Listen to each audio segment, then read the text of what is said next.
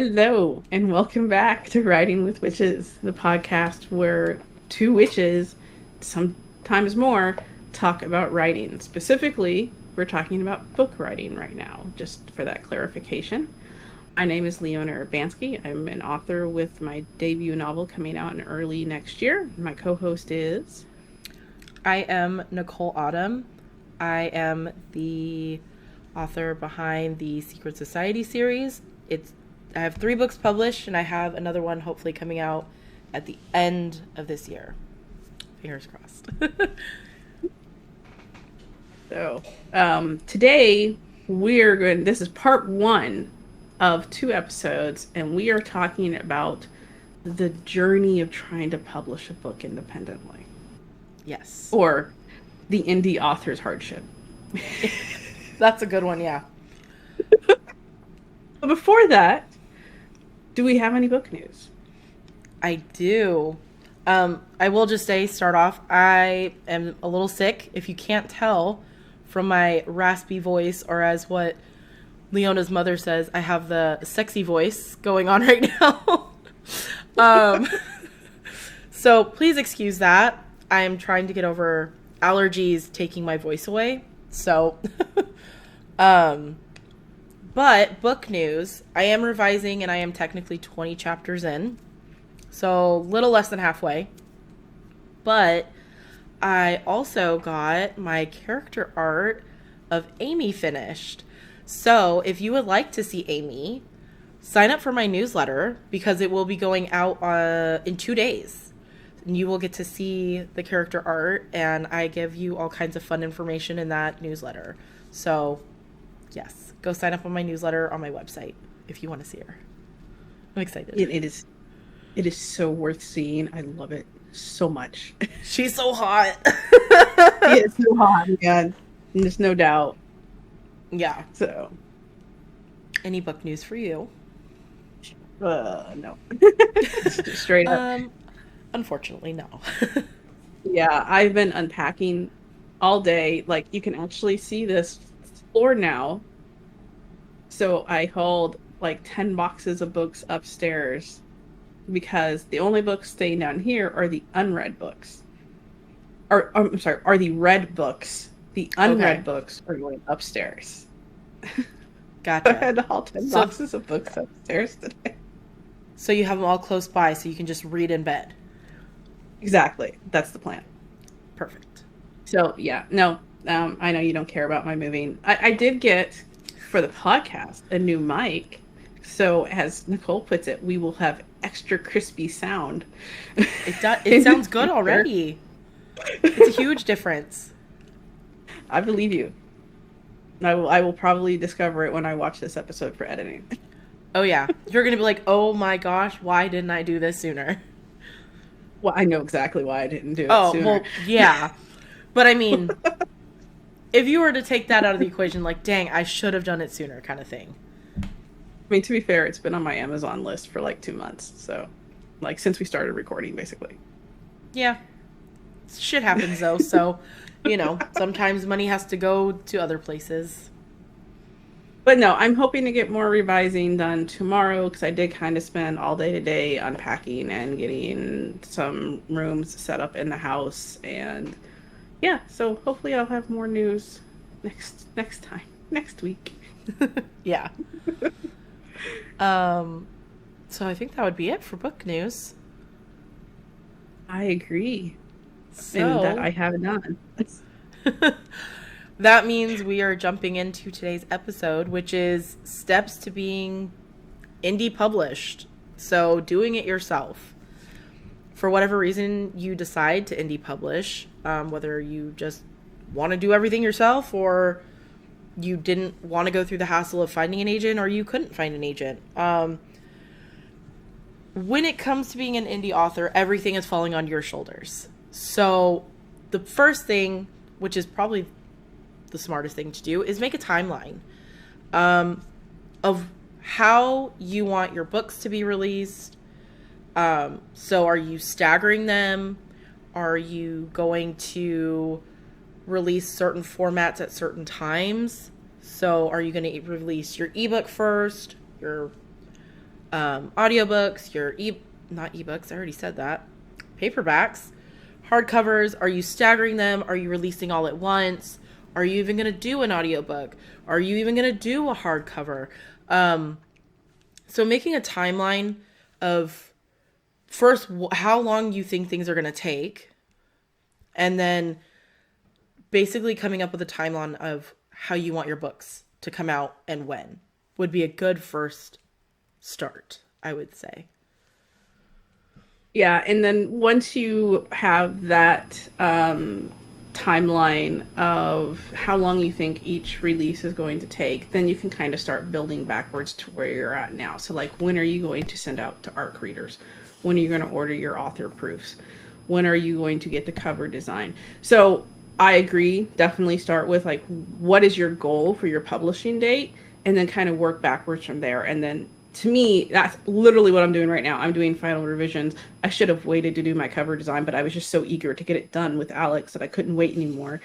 And to work backwards on that. And then you can be like, oh shit, this is not going to work. So now you have that timeline, you can shift it backwards or forwards as you need.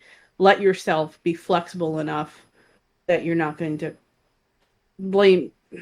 overly blame yourself if you don't meet these timeline goals. And another thing, because this is also common within the authors, is we like to do Kickstarters. So if you're going to do a Kickstarter, you've got to take that into account as well. I'm not going to go into the details on that because that's a whole episode in and of itself. That's a whole bag. We will wait to do until we've done a Kickstarter. Yeah. And yeah. So that is just keeping all of this stuff in mind. I know authors, we say we're organized. We're not, but we try. I'm not organized. But having that timeline will help you stay on track to where you're going and what formats you're doing, and give yourself some padding though. Like, my book was originally supposed to come out like next month. Yeah. And then shite happened. Now it's coming out next year. Yeah. So just keep that in mind as you're making this timeline. You will probably have to adjust it in one way or the other. If you can shift it back to where you're releasing earlier, fantastic. I love that for you. But if you can't, be prepared to shift it forward. Yeah. So at this point, a lot of the points that we're going to bring up in this topic are more technical bits in nature. It has nothing to do with the book itself. At this point, your book should be done. It should be written. Maybe you haven't quite formatted it yet, but you have your book cover and all that stuff. Like, your book is done. So this is where you're starting to do all the extra process. You're done with the writing, the editing, all that stuff. Or editing for the most part. So now you've figured out your timeline. Now you're ordering proofs. If your book is done, you've got your timeline started, you want to get those proofs so you can double check. Don't be like me. Do not be like me, where you order proofs, you go through a chapter or two and you're like, oh yeah, it's fine. And don't go through the whole book, or you start it and lose it and you're like, oh, well, there that went. So double check for mistakes. Leona has one of my copies of It just flew away. It just grew legs and walked away, and I forgot about it. So that's where I'm really sure I have the ADHD brain for sure, because if I don't see it, it doesn't exist anymore. Like, out of sight, out of mind, it's gone. I don't know where it went. Somewhere. But the unread books are upstairs. Yeah. Mine are literally sitting right next to me on my desk. I have like a little shelf underneath. My unread books are sitting right next to me, so I know that's what you need to read next. So yes, order your proofs, double check for mistakes, make sure you're going through every single page. I know I know for me, it feels like a waste of time. But if I would have done that, I wouldn't have had the mistake I had with Unleashed and chapters being wonky. So yes, order your proofs and double check for mistakes. And this is not just in editing mistakes. This is not just looking at your grammar and your editing. This is, are all the words on the page? Did anything get cut off? Are any of the chapter headers in the wrong place? Is everything centered correctly? Is the cover okay? Does the ISBN and the back barcode cut off half your summary? This is checking for all of that. Yes, you still want to read the book because unfortunately my mantra as a IT person is tech will always fail. So when you are exporting your book from whatever program you were using to a PDF, there is still a decent chance that something is going to go wrong. So yes, actually read that book, because who knows, because sometimes when you're exporting, if you're using special characters, that can go wrong. So you need to get that fixed. If you're using different size fonts, that can go wrong. If you're like, oh, hey, that was supposed to be bold. So, and maybe that was just a mistake on your part. So you're checking not only for editing as you go, because yes, you should always be editing after you read your book until it's published and you can't do anything else with it if you're an indie author anyway. If you're a traditional author anyway. Indies, we can still re-release. Yeah. So you're checking all of, it's a lot to check. I have not done it yet. I have a feeling I'm going to probably be doing at least 2 runs of proofs, one to actually read it and one to check all of that technical stuff, because that is my, I don't want to say OCD because I am not that bad, but that is where my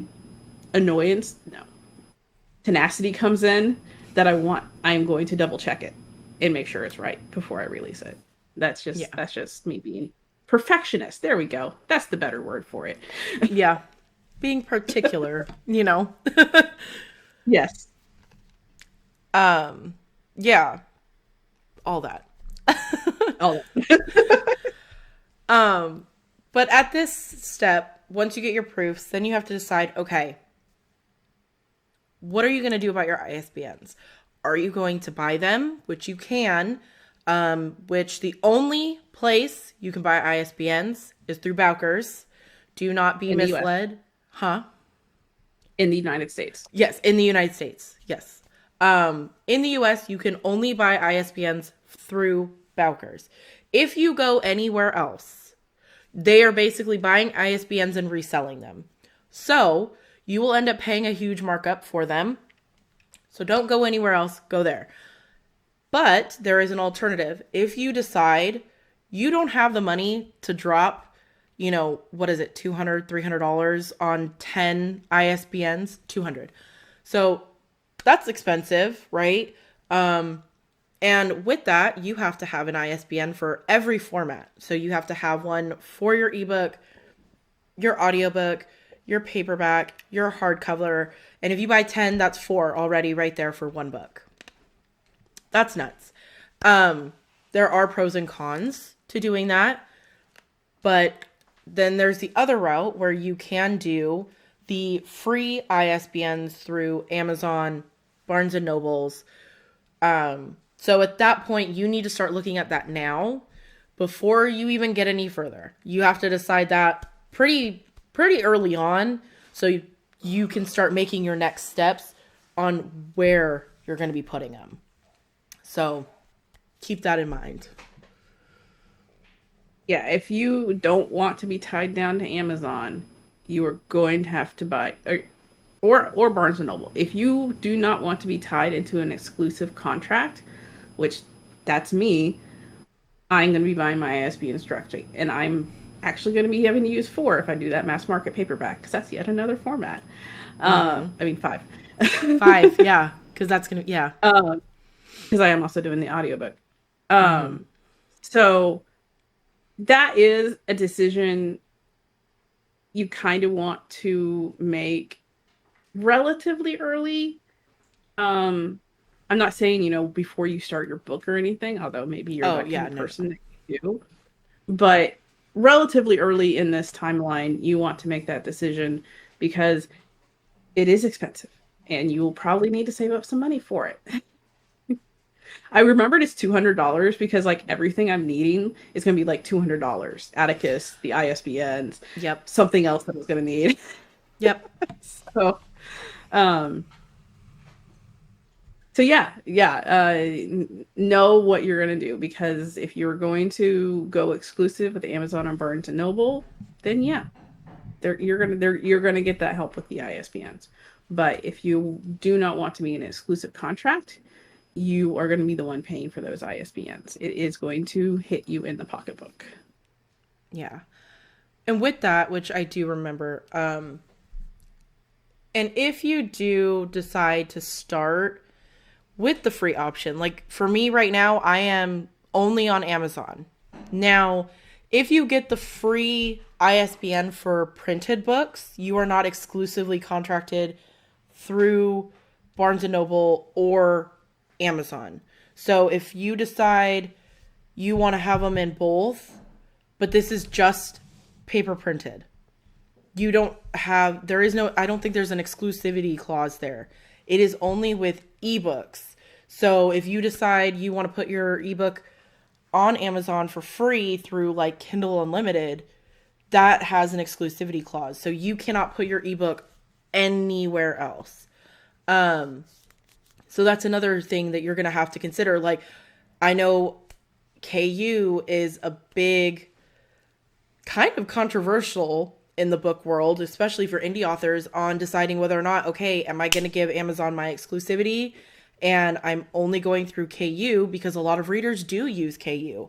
Or do I go wide and then everyone can have it, but then you're less likely to get those page reads through KU because so many people do use it.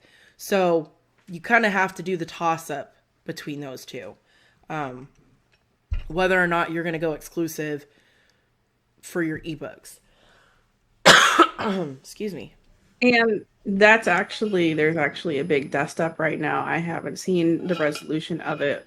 We're filming this late September of 2025, just in case you feel like going and looking up. Elizabeth Wheatley was the author that brought it to my attention on Instagram. Not personally, she posted the reel that I saw. But apparently, Amazon was almost punishing authors who weren't exclusive to KU. And they were literally, if you were an author exclusive to Kindle Unlimited, you got a larger share of the profits than authors who are not exclusive to KU. So KU is literally taking the profits from indie authors who are not exclusive and giving them to the authors who are exclusive. They're literally taking someone else's profits and handing it to the person that didn't write the book. Yeah. I have not seen any resolution on this yet. I know that they kind of held off on doing this for a while because Brandon Sanderson did a long negotiation with them about putting his books on Kindle. And so they're like, oh yeah, we won't ever do that. Yeah, that's bullshit. They did it. And so that's something to consider as well. Yeah. Well, see, and I didn't hear that about the ebooks. I heard that about Audible, where if you Maybe it was Audible. I'm sorry. I think you're right. It was Audible. That's my bad. Yeah. So what they were doing is if you put your ebooks on Audible as one of their Audible exclusives, you would get paid more, like per sale, and then the authors that weren't, you were right, like they were taking money from the indie authors and the narrators and basically pooling it up in cash, just sending it to everyone that was exclusive, which is just absolutely absurd, honestly.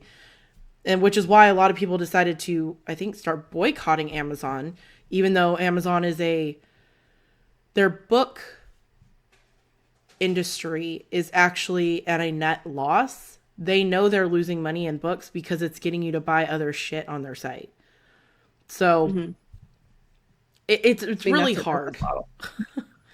Amazon is such just a freaking conundrum to decide whether or not you're going to work with them or not. Amazon is as hard to avoid online as Walmart is hard to avoid in real life Mm-hmm. Yeah. to me because it's so easy because there's so many Walmarts. You're like, why would I go somewhere else, you know? Because Yeah. and but you know all the shit that Walmart's pulling, you know all the shit that Amazon's pulling, and I'm not blaming anyone that shops at either one of those sites. You do what you gotta do. Yeah. That said, if you don't have to shop at one of those sites, I can't say a damn word. I literally just bought a desk off Amazon for my bedroom. Yeah. I try not So to use it, but it's kind of hard when the only places that are near you, if you don't have the access, you're like, well, I know Amazon delivers and Walmart's right down the street. And that's what you have yeah, access to, exactly. which stinks. But that's what the fun part of Yeah, I mean, monopolies. You can't yeah, escape them. they did it on purpose, no doubt. Yeah. I know they've pretty much admitted to it. They've done it on purpose. So Oh, yeah. anyway, So that that would bring us to our witchy tip, which we've covered herbs, we've covered candles, we covered colors, and we figured we would cover crystals. I don't really use crystals. I have a few. I've pointed them out before. I have amethyst. I have some citrine, not citrine, selenite, and like smoky quartz. And that's all I have. And I really don't even know the uses of them. So Leona has a nice section in her grimoire about it. So I'm going to let you take so over.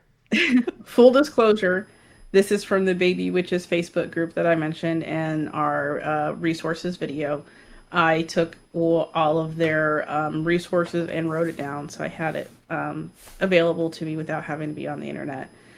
I'm not going to go through every single flipping crystal that I have written down here. I'm going to go through the ones that because like Nicole, I'm not really a crystal witch. I wear them a lot. I do use chips in my spell casting, but I don't even really have crystals on my altar now that I think about it. That's just not I have seashells and rocks. Yeah, Like mine is regular just rocks, not crystals. just amethyst is pretty much all I would have on my altar. So speaking of amethyst, very basic uses is protection, balance, and cleansing. Another one that I commonly use is rose quartz for love, trust, and emotional healing. Smoky quartz, you said you used earlier, grounds and protects from nightmares. It's one of its uses. Obsidian is something that I've used in the past. Transmutes negative energy, freeing heart and mind of disturbance. Red garnet is believed to attract prosperity and abundance. It also helps to improve productivity and physical activity. I'm also going to, it's not listed here, but I know hematite I used for a long time before I was a witch has helps with your energy levels, helps up your energy levels, hematite. My sister wears it. Like her entire jewelry box is hematite because of that. I think she also just likes how it looks too, but Probably. That would make maybe. sense. Clear quartz is commonly used for healing. However, as we've said in the past, clear quartz can be subbed in for any crystal that you need to. Um, I don't have selenite in here actually. I don't remember off the top of my head what it's supposed to be used for. So I know that one, selenite is used for, it can cleanse pretty much any other stone. It's like a natural cleansing stone. So it doesn't really need to be charged under the moon. It doesn't need anything like that. Like it's just vibing all the time. Okay. Citrine, I never pronounced shit right. Is a stone of imagination, personal will, and manifestation. And green aventurine, which you see me commonly wearing, it protects the heart and it is soothing and helps working through emotional issues. And is also a stone of personal growth. So green aventurine has a lot of uses. What's another common one that I have here? I know a lot of people, and I'm going to say it wrong. I want to say Labrador because I have a Labrador Retriever. Labradorite. Labradorite. Labradorite. Thank you. Yes, You're that. welcome. Uh, Intuition, clarity, and introspection. I see a lot of people reference that when they're talking about crystals. Also, pink tourmaline is an emotional cleanser. And for those who have a lot of crystals and you're really specific about what kind of crystals, that crystal shapes can sometimes have an influence on what kind of energy these crystals are giving you.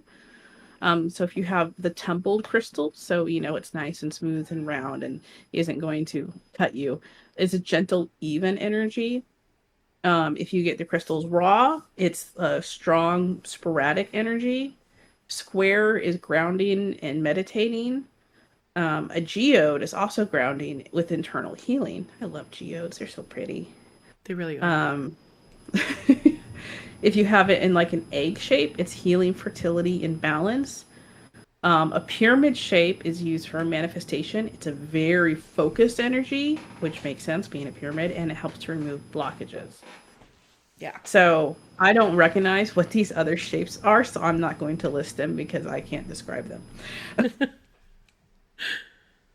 That's fair. I think I know a sphere. I wrote without the H, so I was really confused as to what it was. A sphere is an even energy. It's good for scrying as well. That's where you get the crystal balls from. Ooh, I've always wanted a crystal ball. I know that I always love the story about when someone's buying a crystal ball for the first time and the person selling it to them is like, make sure you always cover it when you're not using it. They're like, oh, is that to keep evil spirits from escaping or getting into the house? And they're like, no, because the sun will reflect into it and burn your house down. Yeah. Like that's a very good reason. I have heard that, and every time anybody brings up crystal balls, that thing comes up. And I'm like, that just cracks me up because like a lot of them use quartz, which is clear, so that it is a nice clear reflective surface. And you have to think, man, if the sun is to hit that bitch, oh. So yeah, cover it if you have a sphere. Cover the crystal if you have a sphere, especially if it's clear quartz. Yes. Nobody wants a house burned down. Right. And you can use crystals in a lot of different ways. Obviously, as Nicole has said, she uses the selenite to keep up there. It's just a constant cleanser up there. You can have them placed on your altar or around the home where you want them. You can wear them like I do all the time. You can also use them in spell jars. I've used crystal chips in my spell jars before, so that's a potential use for it as you are moving through your witchcraft journey. And I know a lot of people attach them to wands to help with focus. I'm trying to think of what other uses. Those are the four main ones that I can think of.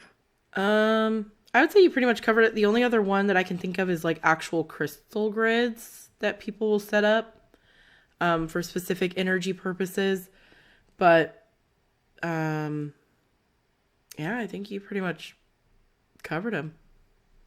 Yeah, I'm not going to speak on crystal grids. I have never done one. I have no interest in trying them personally. Divination. They do use crystals with pendulums. Oh, yeah, for pendulums. Yeah. Yeah, I do have a couple So of those. that. But I tried pendulums in the beginning, and it just, I don't know. I feel like I influenced it too much because I have a shaky hand. So pendulums aren't for me. Which we will be covering divination next episode. So that'll be fun. Look forward to that. Yeah. So yeah, that's if you guys have any other questions or anything, put it in the comments and we'll try to address them at a later date. Again, we're not really crystals. That's not our strengths. That's not something we've really done a lot of research down on. So this is what we've gained from the common knowledge. And also, as a druid, I don't really work with crystals a lot because I tend to go more into the wood plant side of things versus stone. So, yeah, same. are you okay? Are you done coughing? No, I'm good. I'm muting my mic because I don't want to blow anybody's eardrums with my coughing. That's fair. No, but I'm good. I just need another cough drop. This is the episode of Cough Drop. Yep. So Halls, if you want to sponsor. No, I'm just kidding. I'm just kidding. We're already trying, man. It's Right? only episode Let me just 15. We will. I'll throw it out there and see. And nothing's gonna come of it. You know, if we're gonna So ask anybody, it's gotta be HelloFresh. I'm just saying. probably they sponsor everybody. They do. They Kind of literally sponsor. sponsor I've been everyone. watching a bunch of true crime lately, and every other episode it's a HelloFresh episode. Yep. That or what's the other food one? It's like the The one they're Liquid like, ID was one. yeah, I'm trying to oh my god, what is it? It's another one of those like fit like fresh meals like, oh yeah, chefs prepare your meals and you just have to heat it up and Factor. I yeah, that's the one, Factor. That's the one I keep seeing too. I'm like, I cook. I don't need this, but thank you. So Anyway, jumping back into the steps that you need to take as an indie author, which we kind of already touched on, is deciding where you want your books to be actually sold at. You can do Amazon and go exclusive with them. Right now I am, because I did not want to buy the ISBNs at the beginning because I didn't know how serious I was going to be about writing. I'll be honest. In the beginning, I was like, I don't even know. I might put this one book out and I might be done. Then I wasn't. So me, I will likely have to re-release once I do get ISBNs, and re-release all of my books with new ISBNs, and the old ones will technically be out of print. So it'd be like a second edition. So you have to decide, are you going to go Amazon with your ebooks and KU, or mix and match? You can also do Barnes and Noble, which does do print on demand, so you don't have to have like a whole bunch of books, you know, they don't have to buy like a whole bunch of books from you. And then you can do, I think they have ebooks. I don't know if they have an exclusivity clause with I think it's Nook. yeah, it's Nook. Is there? I think they do, because that's why I decided not to go with that, because I did look down that route. Okay. I could be wrong. I will try and look it up so I can edit it into this video for us and maybe address it in a future video. But I want to say they had some kind of exclusivity contract, because that's why I decided not to go with them. I Gotcha. wanted, because the final one that we're about to go into is for an indie author. You don't have to use any of these publishers if you don't want to. You can pay to get your books printed. You can sell them direct from your website. But if you want to get into bookstores, I highly suggest Ingram Sparks. And no, I have not published with them yet, but I have been, as I've been working on my novel, I will go and talk to small indie bookstores to see who they buy from. Yeah. And every single time I've gone into a store and asked those questions, at one of the top two answers is Ingram Sparks. So that is the route that I'm going, because also I can get my books into libraries easier that way. They do have a contract with Barnes and Noble, so Barnes and Noble can use them. They can still go up on Amazon through Ingram Sparks. And I think Ingram Sparks uses, I don't remember if they are their own print on demand or if they use someone else. I would have to remember. That said, as an indie author, one thing you can do is sell them through your website. You can sell them direct. I know a couple of authors that keep boxes of books and they ship out directly from their house. I know other authors that have links on their website that links to Ingram Sparks, and they can order it directly from Ingram Sparks, so you have a print on demand book. That's how Elvin Heartbound came to you, because you're like, Yeah. why is this book from Ingram Sparks? I was so confused. So keeping that in mind, and if you don't want to use anybody, which is totally your choice, there are print on demand companies out there like Lulu Publishing, who I've used in the past for proofs. You can have them print your books for you, and then you can sell them on your website if that's what you want to do. It's as an indie author, this is totally your choice. would I advise that? Unless you already have a very large social media following, you're not going to get a lot of books sold. Yeah. Um, so, as a debut author, I am going with Ingram Sparks so that I can get my books into Barnes and Noble. I can get my books into indie bookstores, into libraries. I can still sell on Amazon, Yeah.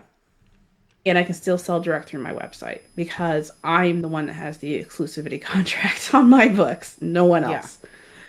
Yeah. So that is all something to consider and ponder. I know I'm going that route rather than the Amazon route because this is kind of a lifelong dream for me. So the Yeah. idea of selling exclusive to Amazon, especially with this how I feel about them, doesn't sit with me. Yeah. And when I put my books on, this shit hadn't exactly come out yet. So I didn't know that. And the only reason I Mhm. knew about Amazon is because I knew someone that their daughter actually drew children's books and they started working with going through Amazon. And I was like, you could do that? And they're like, yeah. So that's why I went Amazon. But with that said, going Ingram Spark would also be what is known as going wide because it does give you the ability to get your books pretty much anywhere. I mean, I'm talking you could even get it in Target and Walmart. If you get enough, if your book gets enough popularity and it is talked about enough, your books could end up on Walmart shelves, on Target shelves, in Barnes and Noble, in Books a Million. All these big stores, your books could end up there on their shelves with this going with Ingram Spark and going wide is what they will call that. So, And one thing that I will address because I know someone is going to call me out on it, and I have found this out just from some of the writers groups that I'm in with Ingram Sparks. You have the option on if you want to provide refunds. If you are not willing to provide refunds, though, be aware that these companies that buy in bulk probably will not buy from you because they want to be able to return unsold stock. This can come back and bite you in the ass because you have to pay them that money back. yeah. So keep that in mind. Definitely something to consider as you're moving forward. I will probably allow refunds because I want to get my books into the larger stores that buy in bulk. So Yeah. we'll see if that comes back to bite me in the ass or not. I mean, that just goes to show if you do get one of those big bulk orders, hold on to that money. Do not spend it. Yep. Put it off into account. Wait several months, half a year, whatever. Wait, don't touch it. Mm-hmm. Yeah. I was going to make another point with this. Oh, you mentioned refunds, and I was trying to think of what I was going to say. Pooh, I lost it. Sorry. No, it's not your Sorry. fault. I got onto that and then completely forgot. Dang, what was I gonna say? I know we were talking about you were saying Ingram Sparks is what's considered going wide. I didn't Yeah. know if you're gonna come off of that anymore or not. And then you were talking about the refunds. What the hell was I gonna say? I don't remember. Oh well. It was there and that went. See, there goes flutters off to the wind. Grew legs. Yep. Um yeah. I know it was a good point too. I interrupted you. I'm sorry. No, you're good. I just yeah. Well, we can jump back to it if it comes back. Yeah, it's probably going to hit me right in the middle of another sentence. So say you've decided you know where you're going to go, where you're going to put your books. Now this is something I think honestly you should start doing once you have a proof of your book. This is when this comes in, and you want to give yourself quite a bit of time, especially if this is your debut novel. Okay? You're going to want to create an author's Goodreads account. This is where most people are going to see your book, read it, review it. I mean, yes, we would like all those reviews on Amazon or wherever your book's going to be, but most people are going to use things like Storygraph. I've even heard Fable. Most people still use Goodreads, I would say. I could be wrong, but I feel like most people still use Goodreads.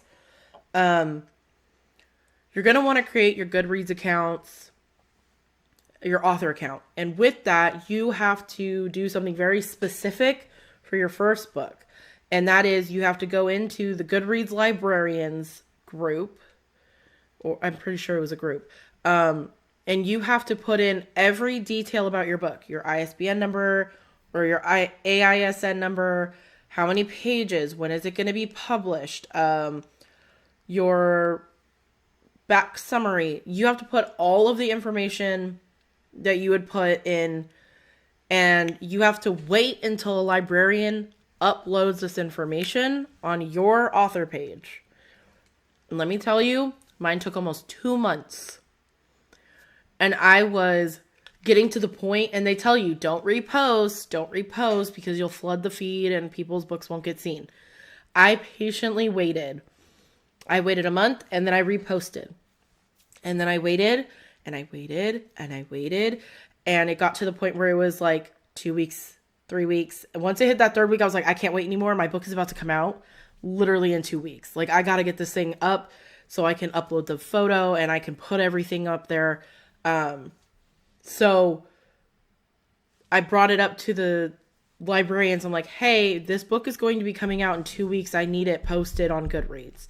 Finally, someone uploaded the information to my author account, and then it was up. Now, you only have to do that for your debut novel. Once you have an established author account, you can add your books whenever you want, add all the information on your own on your account. But that first one, for whatever reason, you have to go through the librarians, which is a long process, and it can be stressful if you don't give yourself enough time, because it's possible your book could come out and you don't have a Goodreads account for it or a Goodreads page for that book. And that's stressful when you're supposed to be getting, reviews up for people to look at your book, to get pushed. So make sure you create that Goodreads account way in advance if you can, like as far in advance as you possibly can, for that debut novel, because that is one little stressor that if it's not up in time, oh boy, the blood pressure shoots through the roof. So yeah. Social media. Yep. Yeah. It's fun shit. Right. Rules our lives these days. Oh yeah. So yeah, that pretty much brings us to the end of this episode. Next would be book reviews. Do you have a book review? I have a short book review. I do too, because I did read something, so I'll let you go because I gotta pull up what the heck it was called. Okay. I have been on my Pagan Portals kick because, as I said, instead of doing a Google search, I ordered a shit ton of books. Nice. So, but this time it's on Freya, the Norse goddess of magic and love. And ironically, it's the same author, Morgan Daimler. Same kind of format she used with the Morrigan books. But obviously on Freya instead. And it's been fascinating because there's a little more documentation for the Norse gods and Norse pantheon than there was for the Celtic pantheon. So I'm getting a lot of like specific works to look up to find her stories, so that when, because me, eventually I'm just going to get myself a whole thick stack of the Nordic sagas so I can read all of these myself. But this helps because then I know, like, oh, she does have a direct influence in this story. And this is where I can find her. This is who they're actually referencing because, again, Freya, like any other goddess of an older pantheon that doesn't have a lot of documentation has multiple names that she is known by, and she is often also used as an adjective. So yeah, it's really was fascinating. I'm actually reading a second Freya book by a different author that is not Pagan Portals, and I'm getting it's nice because I am reading it by a different author, a similar format setup, but I'm also seeing a lot of the same points, names, documentation where she's found in the sagas.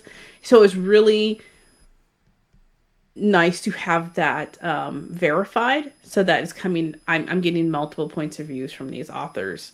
So obviously I can't rely on just two people, but it's definitely helping me narrow down where to go for more information about Freya. So yeah, it's been really fascinating. I'll be honest, I didn't know a lot about her before these books. Mostly what's been known through pop culture, honestly. Um, and there's a lot of things that jived with me that I didn't know were going to jive with me. So that's kind of neat. Nice. And it also gives you lots of ideas on how to connect with Freya in today's world and society, and like what offerings that she likes, and what kind of things to put on the altar to represent her, and that kind of thing. So Pagan Portals, man, I think I'm going to be standing by this series as a good intro for a lot of things. I'm looking forward to reading more of them. Yeah, it's funny you say that because I actually looked that up because I think the last episode that we posted, it was 11. And you mentioned, at this point, we had just posted 11 in terms of filming. And you mentioned Pagan Portals, and I looked it up because I was just trying to see what I could link for it. And I saw that they had a Hecate one, and I put it in my cart so I could potentially buy it. So, gonna be waiting on that one because I do have so much other reading to do. Versus me, I just buy them all and stash them up in my bedroom. Yeah. Like buy them, read them later. So, my book review.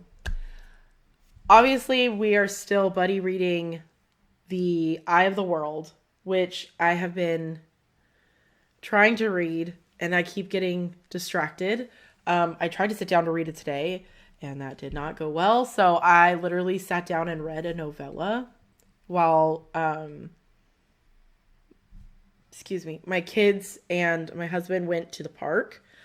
I was like, I need to read something. And of course, I was scrolling through my Goodreads, trying to see what's on my TBR. I'm like, what's something I could read that's short and sweet?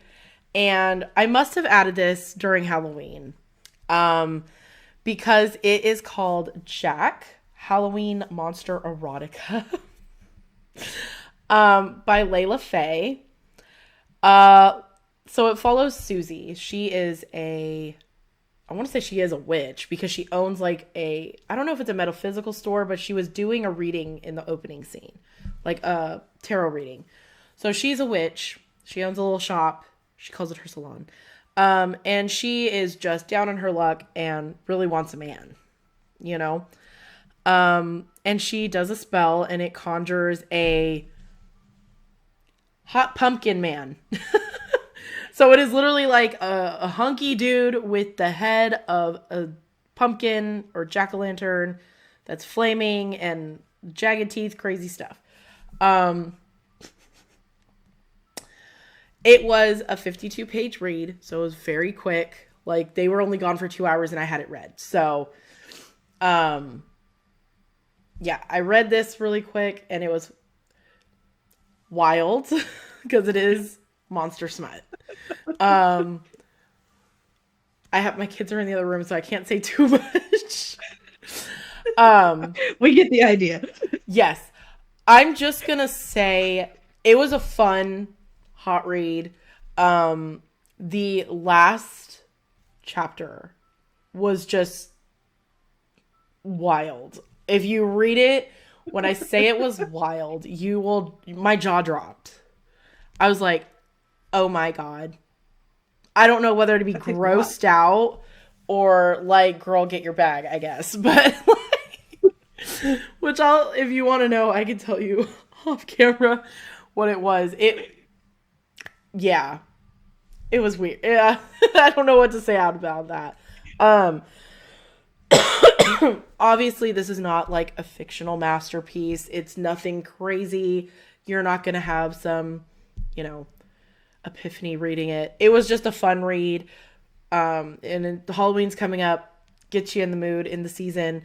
The only thing I want to criticize, which, as me being a plus size girl and also writing plus size character for my main character in the Secret Society series, I can't stand when a person writes a plus size girl and then just writes them as being this fat ugly slob type character. Like, oh, my hair's not perfect enough. My skin isn't great. I'm overweight. Nobody wants me. Like, I don't like that because not every plus size woman feels like that. And I feel like that is the go to when people write. They always end up being super self conscious about what they look like and stuff. And I was just like, that kind of gave me a bad taste in my mouth.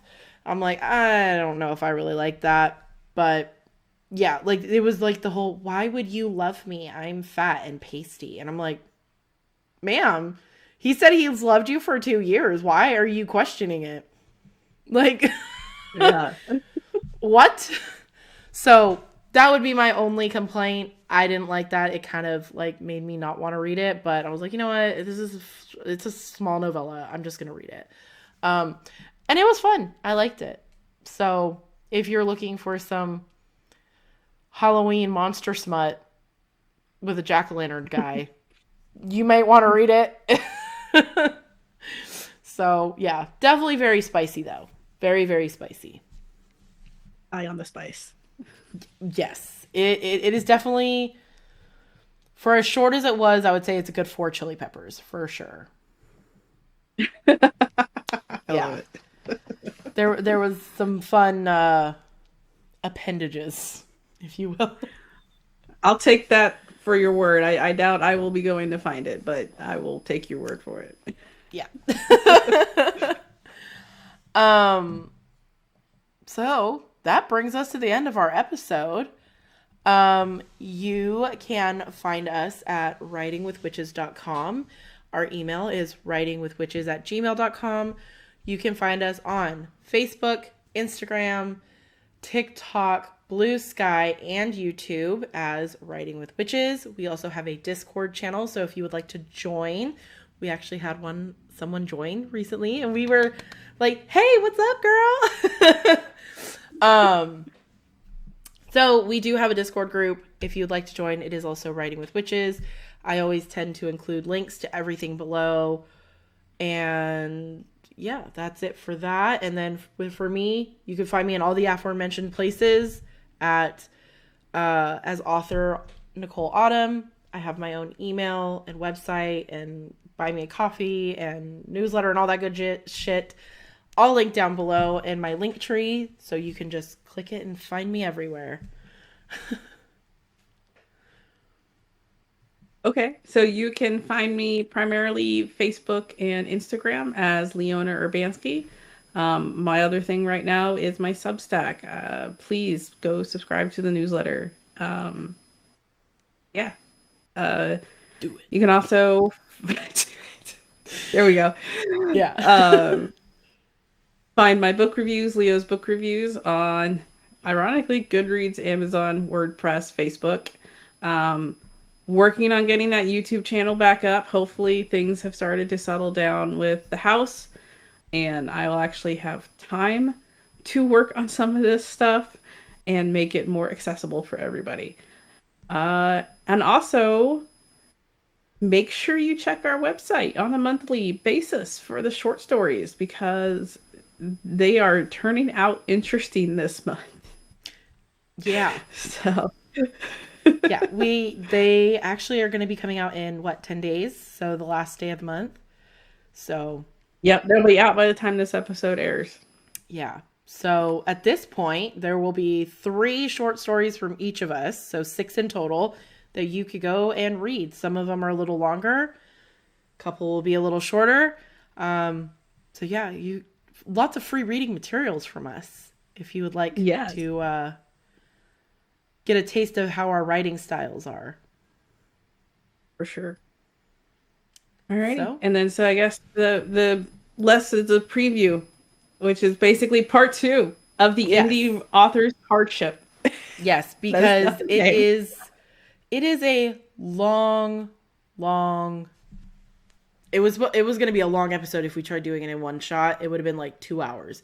And with my voice being the way it is, my voice probably would have gone out on me halfway through. So That's probably true. So, yes, next Alrighty. episode will be that, and we will see you guys next time. Thanks for watching or listening. Bye. Bye.